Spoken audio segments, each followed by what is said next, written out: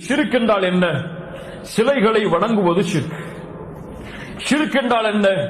சிலைகளுக்கு நேர்ச்சை செய்தல் ஷிர்க் என்று முஸ்லிம் சமூகத்தில் பெரும்பான்மையான மக்கள் அறிந்திருக்கிறார்கள், கூறுகிறார்கள். ஆனால் இறந்தவர்களை அழைப்பதையோ, இறந்தவர்களிடத்தில் பிரார்த்தனை செய்தலையோ, அல்லது அவர்களுடைய கபருக்கு சுஜூது செய்தலையோ இன்று பெரும்பான்மையான மக்கள் ஷிர்காக கருதுவதில்லை. படித்தானே, அல்லாஹுவை தவிர வேறொருவரை அழைப்பதை இன்று முஸ்லிம்கள் ஷிர்காக கருதுவதில்லை. அல்லாஹுவை தவிர சிலைகளை வணங்குவதை ஷிர்காக முஸ்லிம்கள் கருதுகிறார்கள். ஏன்? ஷிர்க் எந்த எந்த துறையில் எல்லாம் வரும் என்பதை அவர்கள் அறியவில்லை. ஷிர்க் எந்த எந்த துறைகளில் எல்லாம் வரும் என்பதை மக்கள் அறியவில்லை. ஷிர்க் பிரார்த்தனையில் வரும். அஷ்ஷிர்கு ஃபித் துஆ.